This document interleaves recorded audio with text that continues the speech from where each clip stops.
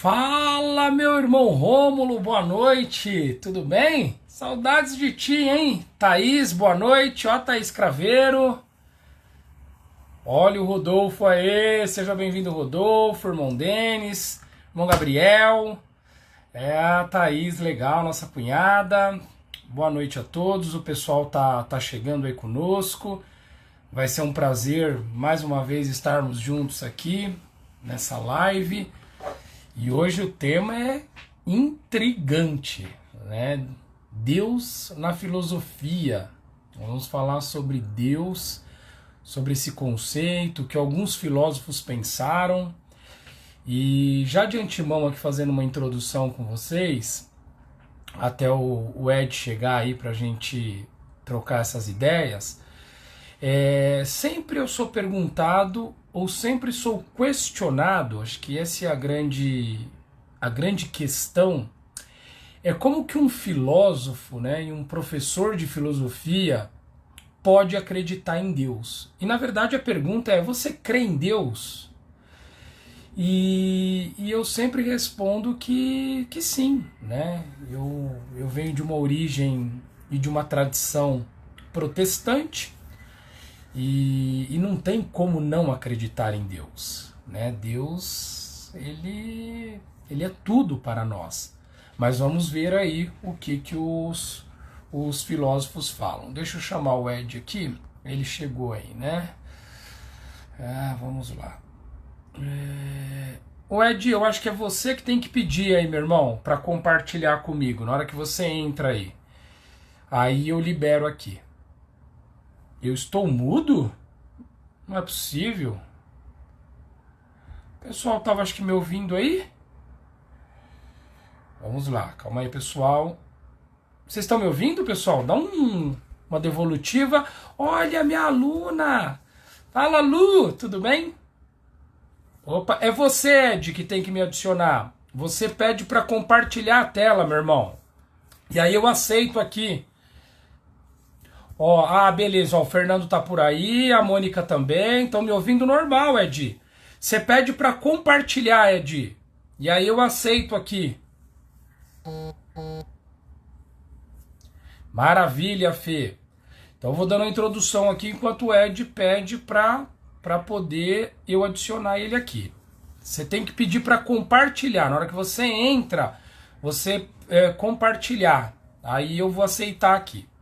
O irmão Denis está ouvindo aí. Agora sim, Ed. Maravilha.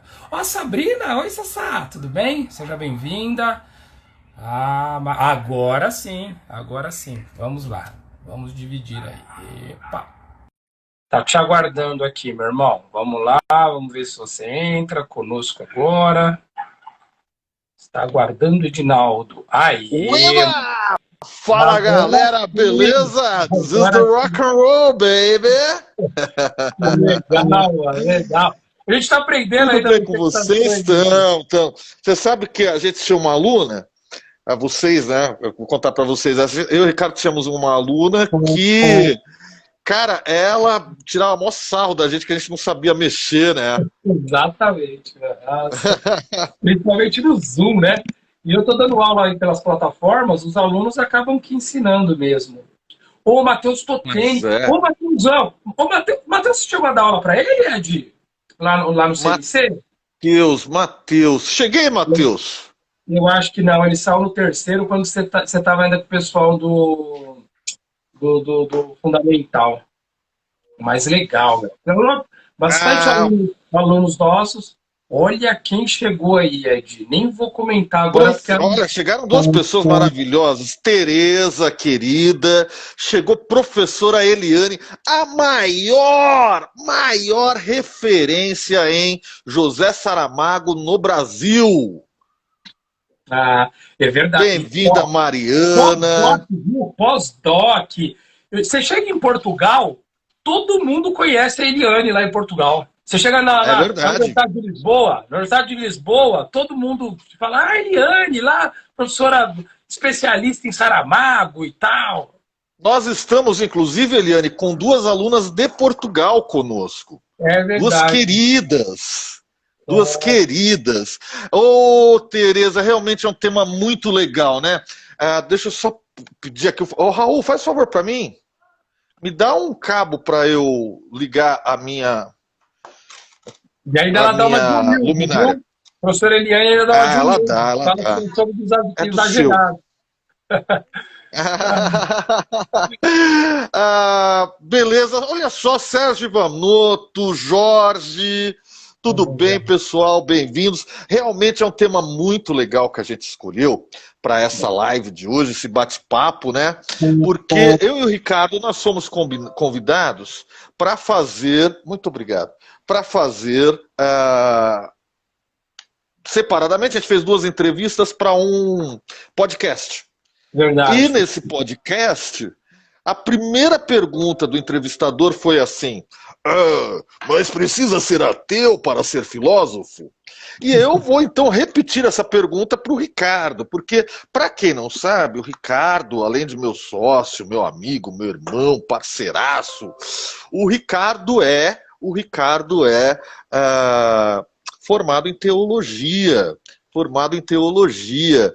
E aí, Ricardo, esse negócio de ser filósofo, o cara tem que ser ateu, é isso mesmo? A gente é ateu, graças a Deus, Ricardo? É ateu, graças a Deus.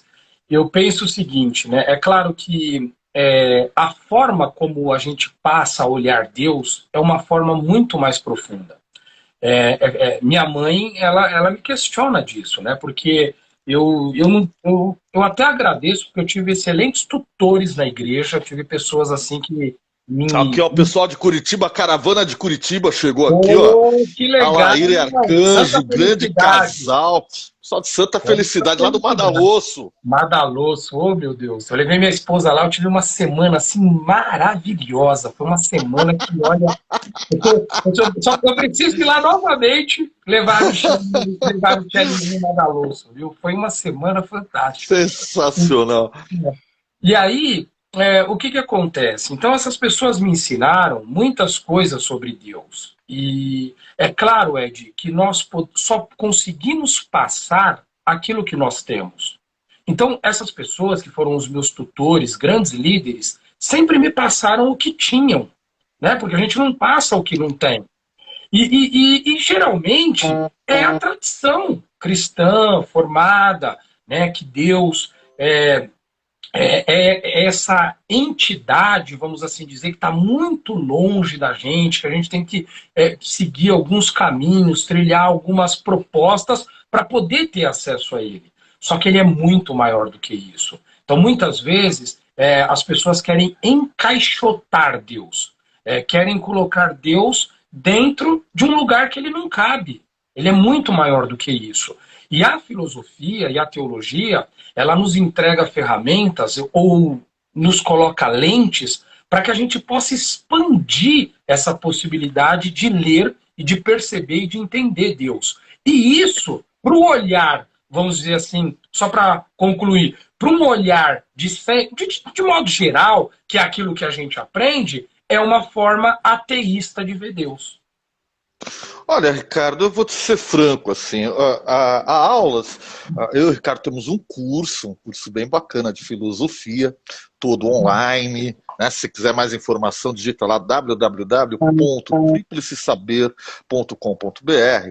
E em determinadas aulas a No gente... Instagram e no Facebook também, Ed, ou é só o site? no Facebook e no Instagram, olha só... Aqui, ó, o Jorge dizendo aqui, o Léo e Ivamoto, parceiros de viagem de moto. Obrigado, Léo, por ter trazido eles. Sim, sim. Entra lá na página do Instagram, aqui no Instagram, Tríplice Saber, já tem algumas postagens lá. E segue a gente também na nossa página no Facebook, compartilha com seus amigos, tá bom? Pois bem, e algumas aulas que a gente dá, eu saio extremamente emocionado, porque e o objetivo dessa live não é a gente não vai falar de religião no sentido pesado da palavra. O que me interessa, filosoficamente, é a religiosidade. É a religiosidade. Então, o que é a religiosidade? Né? Religião, religiosidade, vem de uma palavra latina que é religare, religar-se a algo, religar-se a algo maior. Então, é aquela coisa que... citando ali, por exemplo, Pascal, a gente não sente Deus com a razão, né? A gente sente Deus com o coração. Então, nós vamos falar hoje de religiosidade. Por quê? E aqui é muito... Ó, o pessoal da França conectado ali também. Meu irmão, trouxe bastante gente, Olavo. Desculpa se eu não cumprimentar todo mundo, vi que a Gabriela entrou também. Beijão aí pra caravana de Campinas. Meu irmão Will. Ednei. Desculpa da gente não cumprimentar todo mundo. Graças a Deus já estamos com 30 pessoas no live. Leozinho. O Alexandre está em Portugal também. O Alexandre, olha, que legal. Portugal. Que legal. Pois bem, pessoal, é importante então, né? E o Jorge é o nosso aluno. Verdade. Trazido pelo Arcanjo. Pois bem, essa live hoje a gente não vai fazer proselitismo religioso. Eu costumo dizer, isso é importante a gente falar primeiro, né, Ricardo? Eu sou pastor. Eu sou pastor da Igreja da Divina Dúvida. Como filósofo que sou, é a dúvida que me rege, né? Se você entrar na minha igreja, ao invés de encontrar um crucifixo, vai ver um ponto de interrogação. E eu brinco que o ponto de interrogação é meu pastor, nenhuma dúvida me faltará. O que a gente vai falar é de religiosidade, né? A gente vai passar aqui por Agostinho, que dizia que é importante crer para compreender. E depois falar sobre Aquino, Tomás de Aquino, que dizia que é importante compreender para crer. Tomás de Aquino, vamos tentar aqui. Você pode provar Deus através da razão, é isso mesmo? Perfeito, ele dá 6 vias racionais para nós acreditarmos em Deus. É uma coisa muito interessante. Mas é importante que tenhamos, então, que a gente já comece o nosso bate-papo aqui. Vocês podem ir mandando perguntas, tá? Nem eu, nem o Ricardo vamos fazer proselitismo político. Política boa, proselitismo religioso. Você crê no que você quiser, crê Deus da forma que você quiser. O que é importante? Nós vamos falar de alguns filósofos pontuais que vão cuidar de Deus. Lembro para você, a filosofia vai ter 3 grandes perguntas, né? Para onde eu vou quando eu morrer? Quem eu sou e de onde eu venho? Alguns filósofos vão dizer que nós inventamos Deus para responder essas perguntas. Nietzsche vai chutar o pau da barraca e dizer que nós matamos Deus, né? Vamos falar também um pouquinho sobre isso. Mas antes de chegar em Nietzsche, Ricardo, como é que é essa história aí do Heráclito? O Heráclito dizendo sobre o Logos. O Heráclito, primeiro que eu gosto muito. Meu filho tá por aí, oi filho! Olha ele aí, meu sobrinho! Mateus! Te amo, filho. Matt Miller chegando aí, mas vamos lá. Heráclito, né? Essa questão do Logos. Primeiro, a gente precisa entender Heráclito, que ele é um filósofo dualista. E o que é um filósofo dualista? Ele acredita no movimento. Ele é um filósofo que colocou movimento nas coisas. Então o estático... É um filósofo pré-socrático, né? Ele vem antes de Sócrates. A gente está falando de quantos anos antes de Cristo? Aqui nós estamos falando do século IV antes de Cristo, né? Provavelmente século IV, século III ali. E olha só, nós estamos falando de 300... Jesus Cristo nem pensava, né, em estar na barriga da Maria, né? Nem pensava em nascer 300, 400 anos antes de Cristo. Então o Heráclito, ele é um filósofo de transição, isso é importante destacar. Transição do quê? Tudo que era explicado antes de Heráclito era através dos mitos. Inclusive é uma das nossas primeiras aulas, né? Do pensamento mítico ao pensamento filosófico. Então eles começam a questionar agora, né, a origem das coisas. E ele vai dizer que a origem de todas as coisas é o fogo. O fogo é a constituição de tudo. E dentro dessa constituição do fogo, que gera o logos, que é tudo, ele vai dizer que existe uma harmonia. E essa harmonia é uma união de opostos, sempre opostos, por isso que tem uma dualidade. Ou seja, ele é o princípio. E, portanto, Deus é o divino no conceito heraclitiano. Por quê? Porque Deus, ele é dia, mas ele também é noite. Ele é inverno, mas ele também é verão. Então, para Heráclito, essa força maior, essa divindade que só pode ser gerada a partir desse movimento que existe essa harmonia. Né? E é interessante porque Heráclito vai pensar assim, né, Ricardo? Tudo é movimento. Tudo no mundo é movimento. Tudo, tudo, tudo, tudo. Ele diz uma frase maravilhosa. Ele diz assim, viu, Tereza? Ele diz assim: é impossível o mesmo homem entrar duas vezes no mesmo rio, pois mudou o rio e mudou o homem. Ora, se tudo é movimento, um ser supremo tem que cuidar desse movimento, dessa mudança. E esse ser, ele vai chamar de Logos, que não por acaso, lá em São João, né, a gente vai dizer assim, em São João, vai estar escrito lá, eu Logos fez-se carne, eu Logos fez-se carne. Então, esse Logos é traduzido, é entendido pela igreja como Deus. Só uma coisa aqui importante, o pessoal está dizendo que o meu Instagram não está aparecendo ao vivo, é porque hoje quem está guiando a reunião é o Ricardo Ramos. Está no meu ao vivo hoje. Beleza. Vai lá, Ricardão. Então, maravilha. E aí, Ricardo, depois de Heráclito, ou ali paralelo a Heráclito, porque esses primeiros filósofos, eles vão tentar, até a Tereza está dizendo assim, o que é Deus, né? O pessoal, antes de Sócrates, perdão, que são os pré-socráticos, querem saber do que o mundo foi feito, quem fez o mundo, né, Ricardo? E aí tem um cara que discorda de Heráclito, para ele a mudança é ilusão, para ele existe uma essência nas coisas, a mudança é mentira, a gente só muda no superficial, nossa essência continua a mesma, e ele vai falar do Uno, e é Parmênides, né, Ricardo? Parmênides, ele já, ao contrário do contexto dialético, né, heraclitiano, ou do Heráclito, o Parmênides, ele já é o estático. Então, para ele, esse uno, imagina que o Heráclito está falando que Deus é dia e ele é noite. O Heráclito está falando que ele é inverno e ele é verão, que ele é masculino e que ele é feminino. Né? Sempre vai ter essa oposição, mas que gera uma harmonia. Para o Parmênides, se Deus muda, ele deixou de ser. E o ser, ele vai falar assim, não consegue deixar de ser. Né? O ser é. O não ser não tem como ser. Então ele falou assim, ele tem essa divergência com Heráclito, Parmênides, porque para ele não pode, ele não é dualista, ele não tem a dialética para trabalhar Deus. E aí é muito louco, né, Ricardo? Porque a gente está tentando entender aqui, a gente está falando um pouquinho de o que é Deus, o que é Deus. Ora, se Deus muda, ele deixa de ser Deus? Exatamente. Tanto que na Bíblia, quando perguntado, né, ele responde, eu sou aquilo que sou. E isso é lindo. Ele não fala eu estou, eu sou. Eu sou. E eu tem sou. Tem uma parte de Moisés, inclusive, que ele pede para Moisés, né, chegar num povoado, né, em nome de Deus, e aí o Moisés fala assim, mas como que eu chego? Explica o que ela falou, que Deus é quem? E aí é quando ele usa isso aqui, fala, Moisés, sou eu que estou te enviando. E quando você chegar, você fala que o eu sou te enviou.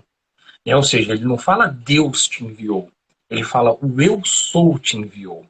Meu, isso é muito que é forte. uma ideia bem interessante que aparece em outras religiões. Quando você pega o Bhagavad Gita, que o Raul Seixas fez, eu sou a luz das estrelas, eu sou a cor do luar, eu sou as coisas da vida, eu sou o medo de amar, é a mesma ideia no Bhagavad Gita, né? É uma das coisas mais lindas que eu já li, Daniel, Jorge, uma das coisas mais lindas que eu já li foi o Bhagavad Gita, e em determinado momento Arjuna, né, pergunta para Krishna, para Deus, fala assim, mas quem é você? Quem é você? Que Deus é você que faz eu lutar contra os meus inimigos? E ele responde, eu sou a luz das estrelas, sempre eu sou, a cor do luar, né? Eu sou as coisas da vida.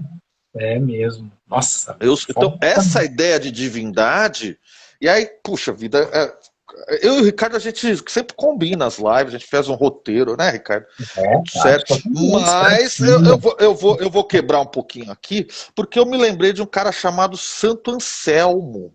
Nossa, Santo Anselmo, um filósofo de 1093, né, que ele vai dizer o seguinte, ele vai dizer que Deus é a maior coisa que a gente consegue pensar. Olha o que ele fala. O que de maior eu posso pensar? Como eu, tão pequeno, penso em um Deus tão grande? Logo, Deus permite que minha mente ultrapasse o meu corpo, a minha pequenez, as minhas limitações. Olha que coisa linda, né? E essa é a ideia do eu sou.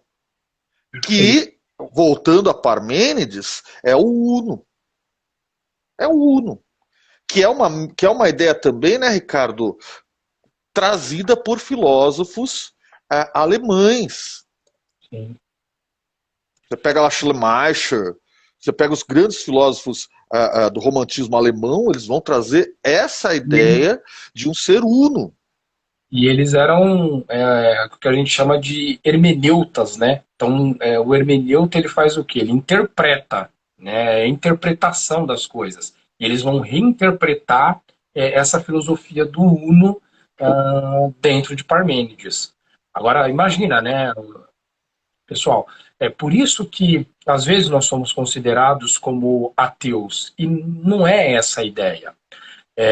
A ideia é uma outra representação e uma oportunidade que nós temos de enxergar Deus com outras lentes. Porque nos ensinaram, e isso é importante, sempre que foi ensinado para nós, que a única lente que nos leva à compreensão de Deus é a lente religiosa e É a principalmente fé. da igreja. Entendeu? Então, quando você pensa de uma outra forma, mas acreditando nessa possibilidade, né, de um princípio criador, por exemplo, a gente fala de Diderot. Diderot é um filósofo que eu gosto muito. Inclusive, quando eu fui fazer uma pesquisa, ainda na faculdade de teologia, ele me prendeu muito no seu conceito de criação. Para ele, o mundo existia muito antes do conceito dos hebreus. Então, os hebreus, a gente tem uma ideia dessa igreja ou dessa religião dos hebreus, que é a judaico-cristão. Ele vai falar, o mundo já existe muito antes que isso. Né? Ou seja, e ele vai falar assim, ele tem uma visão que é chamada de deísta de Deus, ou deísmo. Então, o que é o deísmo? Deus criou todas essas coisas. Deus é o constituinte de tudo. É impossível de a gente pensar o universo sem Deus. Só que agora ele saiu um pouco de cena. Por quê? Porque toda essa criação está sob a nossa responsabilidade. Eu tenho que cuidar, eu tenho que ser responsável por toda essa criação, essa capacidade que Deus teve de fazer todas as coisas. Por que isso? Porque a gente passa a não terceirizar os problemas. Eu passo a trazer uma responsabilidade para mim. E isso é lindo. Eu tiro, porque a gente começa, se aqui não está indo muito bem as coisas, quando eu chegar no céu vai estar tudo certo, lá vai ser amor, lá vai ser compaixão. Mas não tem essa terceirização. Eu tenho que viver a realidade ao qual eu estou inserido. Isso é legal. Inclusive, Ricardo, eu e o Ricardo tivemos um professor doutor no nosso mestrado, e ele falava uma coisa bonita, ele dizia assim que a Bíblia, Gênesis, é uma poesia. E ele fala assim, cara, aquilo é cheio de metáfora. Aquilo é só metáfora, porque quando você fala na criação do mundo, se você falasse ali em Big Bang, em molécula que explode, em molécula que se condensou e explodiu, os caras não iam entender nada. Então você fala numa figura criativa. E isso me lembra, Ricardo, Nikola Tesla. O pessoal que conhece, o pessoal adora Nikola Tesla, que ele vai dizer que o que um homem chama de Deus, um outro homem chama de leis da física. Então, mas nós estamos falando da mesma coisa. Exato, Ricardo. É Perfeito. isso que é interessante, é isso que é o ponto que nos une. Por quê? Perfeito, Ricardo. Não haveria, não teríamos disputas, porque com a minha lente, a minha forma de interpretação pode ser diferente da sua e não há problema algum quanto a isso, mas nós estamos falando do mesmo ser. E o perigoso é quando eu estou falando da mesma pessoa, mas eu quero impor para você que essa pessoa é uma outra pessoa. Que a forma como você vê essa divindade não é a forma correta. Então, aí gera os dogmas. O dogma é humano, né? E É por perigoso. isso que eu fiz questão de abrir o nosso papo, dizendo que a gente não vai fazer proselitismo religioso. Não é essa a ideia. Eu acredito sim que a gente pode chegar a um Criador, a algo maior, porque e aí eu vou citar, viu, a Aline, querida Miss Rio Grande do Sul, vou citar nada mais, nada menos,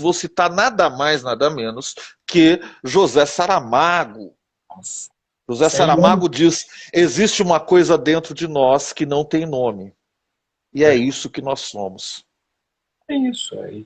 Quem fala isso é um ateu. José Saramago é ateu. E eu estou trazendo esse conceito para cá. A Gabriela está aqui. Você está aqui, Gabriela? Espero que sim, Gabriela, nossa amiga. E ela fala muito, ela fala assim: Ed, eu sinto Deus dentro de mim, eu não sei explicar o que é. Cada um de nós sente de uma maneira. Cada um de nós tem uma explicação que é muito maluca e que a gente se perde dentro dela, porque é algo muito maior do que a gente. Eu creio, eu acredito nisso, que a filosofia nos ajuda a entender. Com certeza. E é por isso, né, Ricardo, que é importante a gente pensar, por exemplo, em Aquino. Eu queria, por favor, que você falasse um pouquinho de Aquino, com a história do compreender para crer. O Aquino é fantástico a história dele. Pena que a gente não tem tempo para isso, até para discorrer. Né? A gente pode fazer uma live sobre Aquino. A ideia nossa é fazer uma live a cada 15 dias para vocês. Perfeito. Então ele já quer seguir essa linha, né, da pesquisa e da busca de Deus. E a família, inclusive, é um tanto quanto contra no início, e até tira ele do convento num primeiro momento, né, da ordem ao qual ele está inserido, mas tem um tutor dele que já vê que ele vai ser magnífico e que ele vai despontar como um grande teólogo e fala, olha, esse aqui vai decolar. E ele pega o conceito, e é lógico que ele está agora lendo o conceito agostiniano que nós vamos falar aqui, porque para Agostinho, ele fala assim, um Deus compreendido não é Deus. Então, na medida que eu consigo compreender algo, ele deixou de ser Deus. Então, para Agostinho, vem em primeiro lugar a crença, eu tenho que crer. Quando eu creio, eu passo a compreender. Possivelmente é bem a ideia do que a Gabi falou, do que a Gabriela falou, Ed, que ela tem algo dentro dela que ela acredita, ela não consegue explicar, olha só, não tem razão, não tem compreensão, mas ela sabe que está lá, ela sabe que existe. Então ela primeiro, ela acredita para ela poder ter pelo menos uma compreensão de Deus. O Aquino, ou São Tomás, né, ou o conceito tomista, ele inverte essa situação porque ele é mais racionalista. Então ele fala assim, eu não consigo crer em algo que antes eu não compreendo. Então eu preciso compreender essa dimensão de Deus. E ele vai dizer assim, é possível compreender Deus, é possível explicar Deus, aonde todos estavam dizendo que Deus não se explica. Deus é inexplicável. E ele vai dizer assim, dentro da igreja, ele é um monge agostiniano. Ele é um dos caras que referências até os dias atuais, até hoje, dentro da Igreja Católica. A Igreja Católica segue os conceitos de Tomás de Aquino e de Aristóteles, que nós vamos depois voltar Tanto e falar um pouco que, né, Ricardo, bacana você pensar nisso. Tereza é doutora em psicologia, está aqui também a doutora Eliane, doutora em literatura portuguesa. O Agostinho, ele fala uma coisa tão legal, né, Ricardo? Porque lendo Agostinho, eu me questiono uma coisa que eu nunca tinha questionado. Agostinho se pergunta assim, qual que é o peso de Deus? Qual que é a forma de Deus? Qual é, de que nome eu devo chamar Deus? Qual Mas é ele o não. tamanho de Deus? E aí ele vai para um negócio muito louco, porque ele fala assim, se eu der peso para Deus, se eu der forma para Deus, se eu der tamanho para Deus, eu estou limitando algo que não tem limite. Perfeito. Então Deus ele não é mensurável, Deus não tem tamanho, Deus não tem peso. E, inclusive, chamá-lo de Deus é limitá-lo a essas 4 letras. É você dar atributos. Inclusive, a Spinoza vai falar sobre isso. Como que eu vou dar atributos? Porque, assim, se eu falo assim, Deus é um homem, né? É o pai. A gente não chama de pai, às vezes. Fala assim, Uhum. pai, Deus é pai, ó o pai tá vendo, né? O homem lá de cima. Tem essa ideia, o homem lá de cima. Então, por exemplo, não pode ter atributos, porque se Deus é homem, homem é Deus nesse conceito. É claro que, na minha percepção, essa partícula de Deus está em cada um de nós. Eu sou um pequeno Deus. Isso é um conceito que eu aprendi desde sempre lá na teologia. Que essa partícula faz de nós responsáveis, né, por conceber essa dimensão maior que é esse princípio criador. Então, Olha, Ricardo. porque eu não posso dar Desculpa, te cortei. atributos para ele. Eu não posso dar Sim, atributos para ele. a Teresa, a doutora Teresa, 2 vezes chamou nossa atenção. Ela escreveu primeiro em inglês e agora em português, né? Aquela pergunta aí, Essa do quando Jung é perguntado, perguntaram para Jung, Carl Gustav Jung, um dos grandes nomes da psicologia, aí perguntaram para ele, você acredita em Deus? Ele falou, não acredito, eu sei. é, Ao que me leva a uma outra frase do Jung, que ele fala assim, a questão decisiva para um homem é, ele está ou não ligado a algo infinito? Eis aí a pergunta mais significativa da nossa vida. E é isso que a gente tenta responder com a filosofia. Então a filosofia, eu ela acho que ela vem... discutiu muito mais Deus do que qualquer outra instituição. E Então, ela é Ricardo, taxada de ser o que, ateia, que né? tem no meio da palavra Deus? Tem a palavra eu. Tira o D e o S. Eu.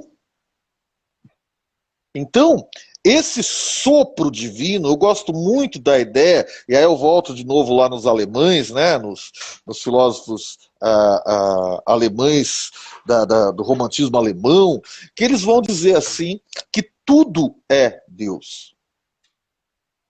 Se você pensar na poesia, na simbologia de um Deus soprando as narinas do primeiro homem, e esse homem trocando depois ar com outras pessoas, o sopro de Deus está entre as pessoas. É o Eu ruá. posso transformar, é o ruá, eu posso transformar a ideia de Deus, eu posso mudar o nome Deus, e posso falar como disse Carl Sagan. Carl Sagan diz assim, todos nós somos frutos de explosão de estrelas. Se eu pensar no Big Bang, nada mais é do que fruto de explosão de estrela. Então nós somos formados de poeira estelar.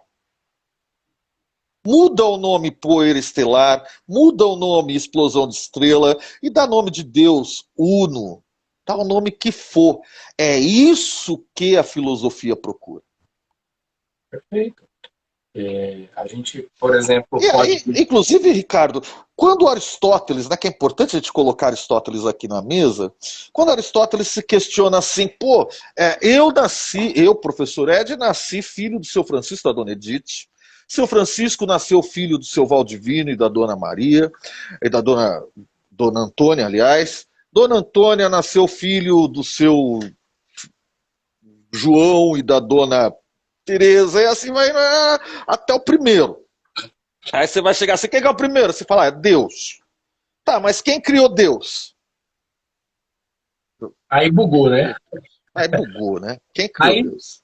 aí usam... eu acho muito triste, né, quando isso acontece, principalmente em um universo religioso, E às vezes eu fazia algumas perguntas, né, na igreja. Eu gostava muito de escola dominical, que é onde tinha os estudos, né, na escola, sempre domingo pela manhã. E às vezes você dava uma trucada assim no professor, no pastor, né, no seu líder ali. E aí às vezes se utilizava da palavra assim. Tem um versículo em Deuteronômio. É Deuteronômio 29 e o versículo é 29. Ele é duas partes esse versículo, a parte A e a parte B. Então a parte A diz assim, que todas as coisas encobertas, né, aquilo que a gente não entende direito, pertencem a Deus. E não mexe com isso aí. Então quando você dava essa trucada assim, mas e aí, quem criou Deus assim? E o líder ou o pastor, ele não conseguia sair dessa, ele falou, olha, isso daí já está dito lá no livro de Deuteronômio. Deuteronômio, né? As coisas encobertas pertencem a Deus, não mexe com isso aqui é para um outro patamar. Quando você estiver numa outra instância, um outro grau, aí você vai entender isso aí. Era muito sair da direita. Só que no mesmo versículo, é interessante que a parte B não era utilizada, porque diz o quê? Que as coisas reveladas pertencem a Deus, pertencem a nós. Ou seja, as encobertas pertencem a Deus e as reveladas pertencem a nós. Se está revelado, se está aqui para a gente debater, discutir, conversar, dialogar, é para nós. Deus, segundo o conceito bíblico, é para que a gente possa questionar. Né? Então, a própria Bíblia incentiva isso. Eu tive um grande conflito logo na chegada na teologia, dentro disso que nós estamos falando, né? Dentro dessas perguntas, e a gente já volta para Aristóteles, que é importante esse conceito que o Ed disse, de ir voltando, né? Aonde eu chego e quem é Deus. E a gente sempre tinha essa ideia ou esses conceitos, né, de criação. Então, quem criou todas as coisas? Imagina, né? Se perguntar primeiro quem é Deus, Deus, então foi ele que criou todas as coisas. E quando a gente vai ler o livro do Gênesis, a gente sempre lê o Gênesis 1 e sempre nos ensinaram o quê? Que Deus criou todas as coisas e aí ele cria o homem em último lugar para dizer o quê? Olha, você não vale para nada, viu? Deus criou todas as coisas, te colocou aqui e ainda você fez porcaria. Porque ele falou, não mexe lá em tal fruto, e você foi lá e mexeu, e aí entrou o pecado no mundo, e criaram aquela história. Só que no Gênesis 2, logo na sequência, com uma leitura mais apurada, e se você fazer isso você vai perceber, já tem um outro relato de criação. Porque é uma outra tradição que escreve o Gênesis 2. E para essa outra tradição que vai escrever o Gênesis 2, começa um novo relato dizendo que o homem é criado em primeiro lugar. Ou seja, o homem foi criado por último ou em primeiro lugar? Porque para essa tradição era importante destacar que o homem foi coparticipante com Deus na criação de todas as coisas. Eu gosto mais de Gênesis 2. E aí é interessante, né, Ricardo? Porque, baseado no livro da lei, na Bíblia, a própria igreja, durante muito tempo, perseguiu muita gente que tentava usar a razão para compreender Deus. Nossa última live foi sobre Giordano Bruno, que foi queimado em praça pública por tentar compreender Deus através da razão. Mas eu queria pontuar aqui que o Papa João Paulo II escreveu uma encíclica em 1998 chamada Fides et Ratio, que é fé e razão, onde ele diz: a fé e a razão constituem como que duas asas pelas quais o espírito humano se eleva para a contemplação da verdade. Então, para Papa João Paulo II, nós tínhamos duas asas, uma era a fé e a outra a razão, e ele continua dizendo: foi Deus quem colocou no coração do homem o desejo de conhecer a verdade. E, em última análise, deu conhecer, para que, conhecendo-o e amando-o, possa chegar também à verdade plena sobre si próprio. Ora, então por que a filosofia fecharia as portas deste conceito, que é um conceito, volto a dizer, nós não estamos fazendo de forma alguma nenhuma apologia à religião alguma, mas há uma religiosidade. E Há nem uma depreciando religiosidade nenhuma religião, nem de depreciando. forma Não. alguma. Há uma religiosidade que é um fórum íntimo. Por quê? E aí, voltando lá para Aristóteles, Aristóteles, que vai ser usado depois por São Tomás de Aquino, né? Aristóteles traz um conceito muito legal, viu, Rosimeire? Ele vai dizer para a gente, Aristóteles, Aristóteles vai pensar assim, tudo se move no mundo porque foi movido por algo. Então, se eu pensar numa mesa de bilhar, a bola 8 se mexeu porque a bola 4 bateu nela, essa 4 se mexeu porque a bola 6 bateu nela, e a bola 6 se mexeu porque a bola branca bateu nela. E a bola branca se mexeu porque alguém mexeu o taco. Ora, continua Aristóteles, assim também é o mundo. Porque se eu for atrás da primeira causa, do primeiro movimento, algo se moveu sem ser movido. Aristóteles chama isso de motor imóvel. Tudo move, mas não é movido por ninguém. Ele é o O São criador Tomás, criado. o criador incriado. O São Tomás de Aquino vai usar essa ideia, né, para dizer assim, olha, tudo tem uma causa. Qual é a causa primeira? A causa primeira é Deus. Se Deus não é a causa primeira, então o Juliano escreveu assim, mano, se Deus não é a causa primeira, então ele não é poderoso. Perfeito. A gente, né, os alunos às vezes ficam assim espantados com o seguinte pensamento: Deus é maior do que o tempo. Deus existe antes do tempo existir. Olha que maluco. Por quê? Se o tempo criou Deus, então o tempo é mais poderoso que Deus.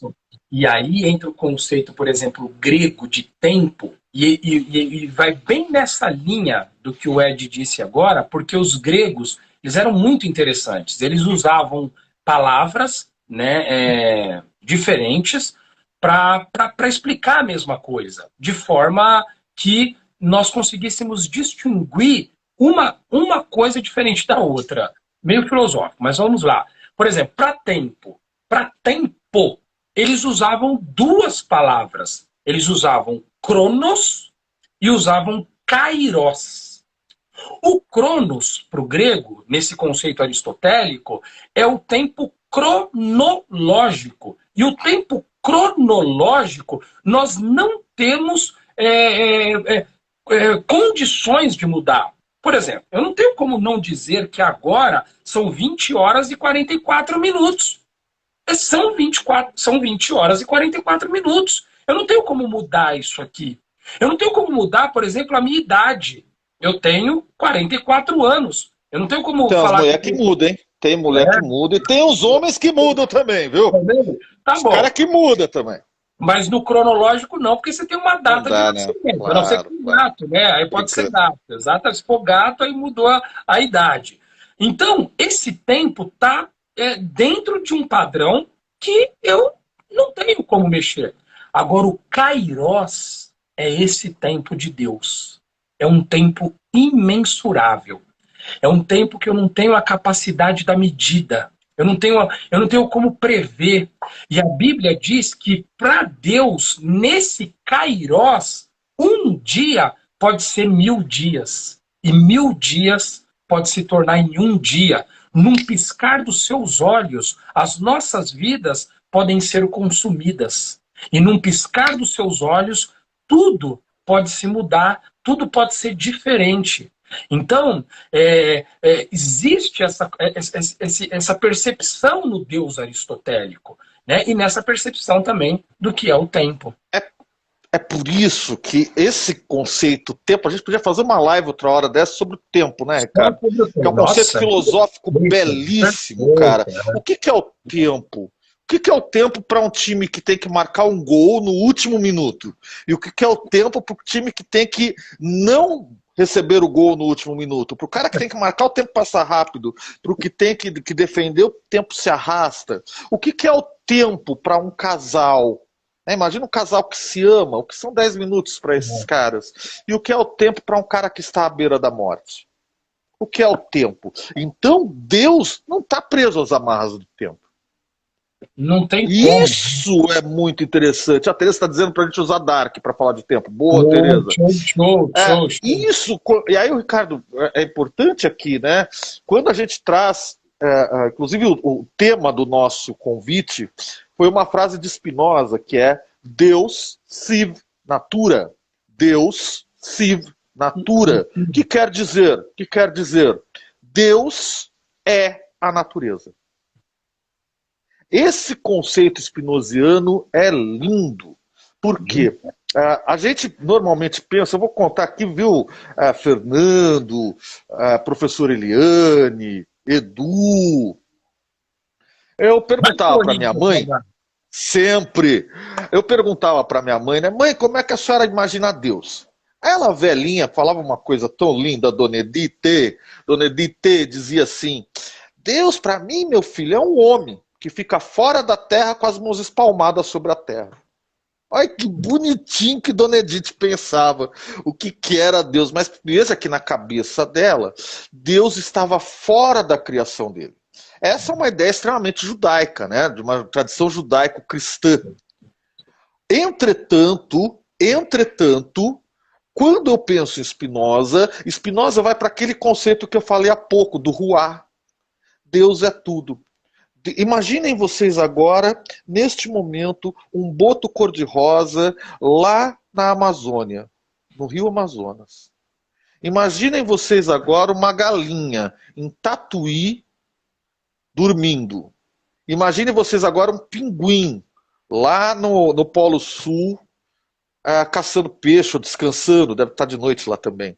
Imaginem uma ave alçando voo na Rússia. Isso tudo é Deus. Deus, para Spinoza, é o macro, é a baleia, mas é o micro. É a pulga que está picando o camelo no deserto do Saara. Deus sive natura. Deus é a natureza. E aí ele vai traçar essa ideia de substância, né? A substância ou o Deus que a gente chama spinoziano. E dentro desse conceito, Ed, vai surgir uma corrente muito estruturada nesse conceito de Spinoza, e é aqui que, às vezes, as religiões elas têm algumas problemáticas para entender a filosofia. Porque daqui surge uma corrente chamada panteísmo.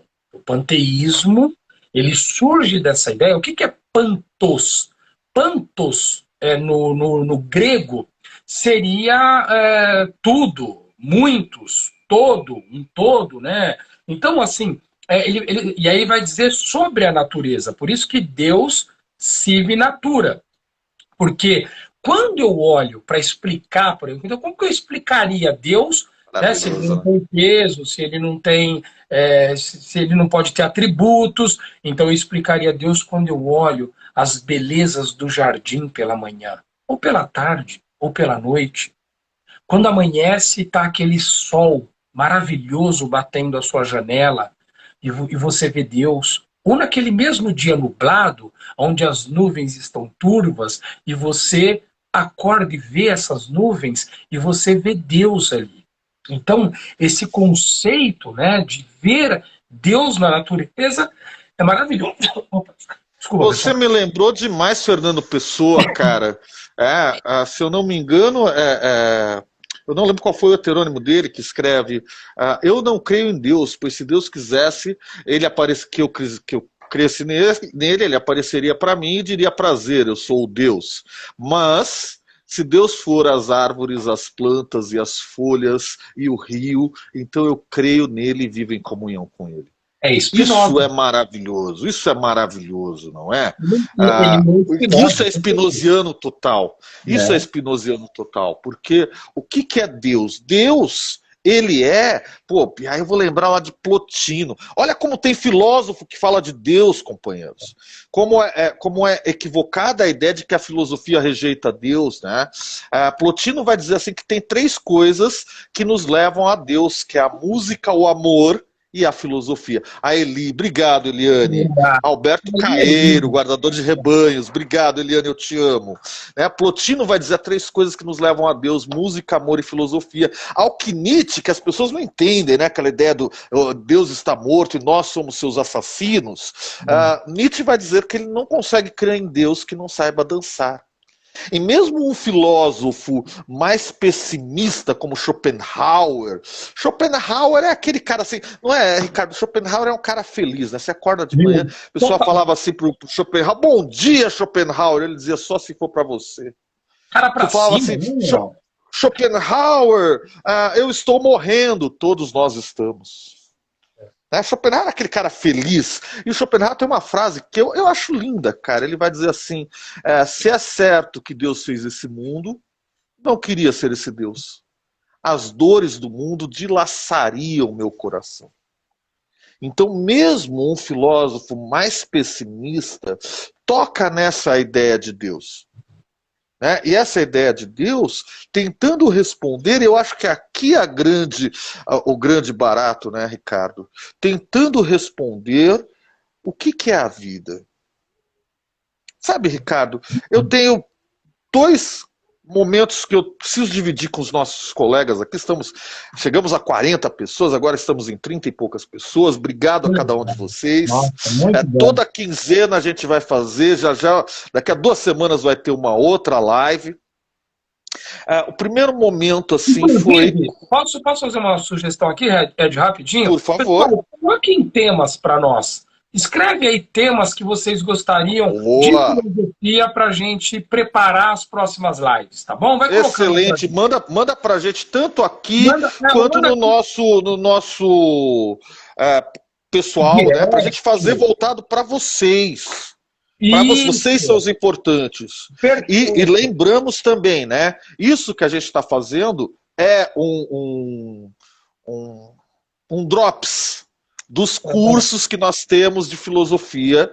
Se você quiser informações, os cursos assim são muito legais, são 8 aulas. Primeiro módulo falando do início da filosofia, filosofia clássica. O segundo módulo falando da filosofia medieval. Terceiro módulo falando da filosofia moderna. E o quarto módulo falando da filosofia contemporânea. Perfeito. É muito caro, né, Ricardo? Caríssimo. Quanto que é cada módulo, Ricardo? R$200. R$200. Caramba, 200. Peraí, se eu pensar em 200 dividido por 8, cara, é muito barato. Pelo valor agregado que tem nisso aí. Mas a nossa ideia, né, é difundir a filosofia. A nossa ideia é que o Brasil, você vê, uma criança de 4, 5 anos na Europa, ela já tem aula de filosofia. Ela já tem... Apertem coraçõezinhos aí, gente, para ajudar a divulgação do nosso vídeo, por favor. Apertem muitos corações. Mano Coutinho, obrigado, Mano Coutinho. Coutinho que mandou essa ideia no coração. Tereza, vem estudar com a gente, vem filosofar com a gente. A gente vai abrir uma turma, começa na quinta-feira. As lives, elas são das 8 às 10 da noite. Né? Você pode assistir online ou pode assistir gravado. A gente começa com a mitologia, a gente fala sobre mitos, a transição do pensamento mitológico para a filosofia. Depois a gente vai falar sobre os sofistas, depois sobre Sócrates, depois sobre Aristóteles, Platão.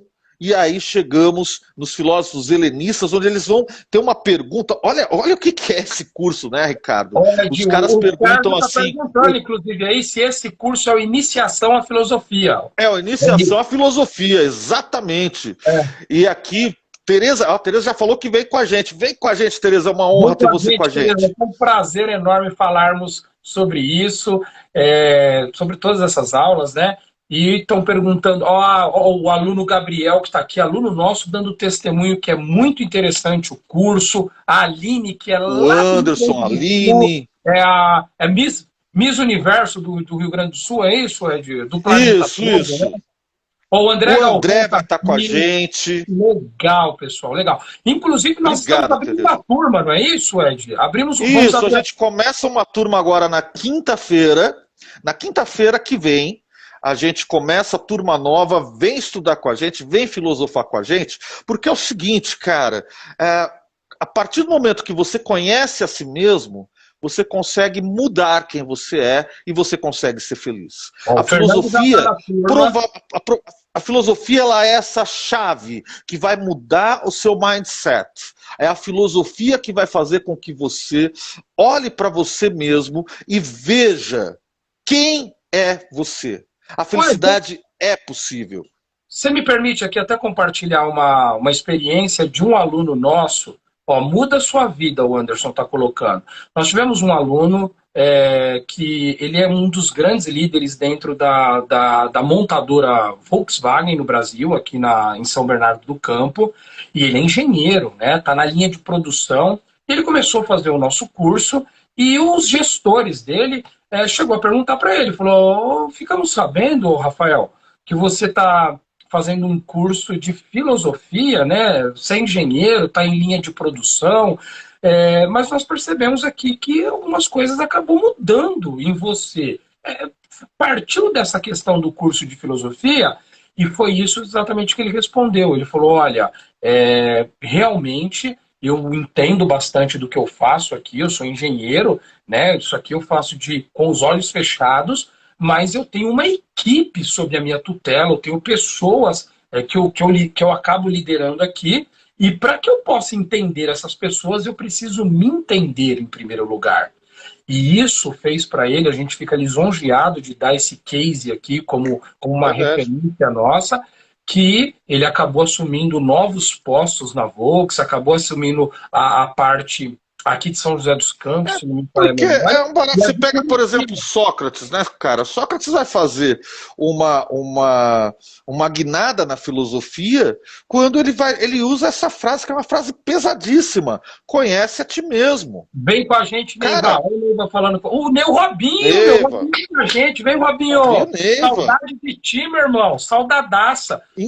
Então, cara, olha, conhece a você mesmo. É a partir de você que a mudança consegue. Eu sei que às vezes isso é natural. Nós estamos num momento de pandemia. Nós estamos num momento em que estamos presos dentro de casa. Nós estamos num momento em que nós estamos com medo, perdendo clientes. A gente está num momento de insegurança. Não sabemos o que é qual será o porvir. Entretanto, a filosofia vai te ajudar, cara. A filosofia vai fazer com que você pense sobre coisas que você nunca havia pensado antes. Quem é você? Quem é essa pessoa, essa força que faz com que seu esqueleto ande para cima e para baixo? O que é o amor? O que é o ódio? O que é Deus? O que é Deus, né?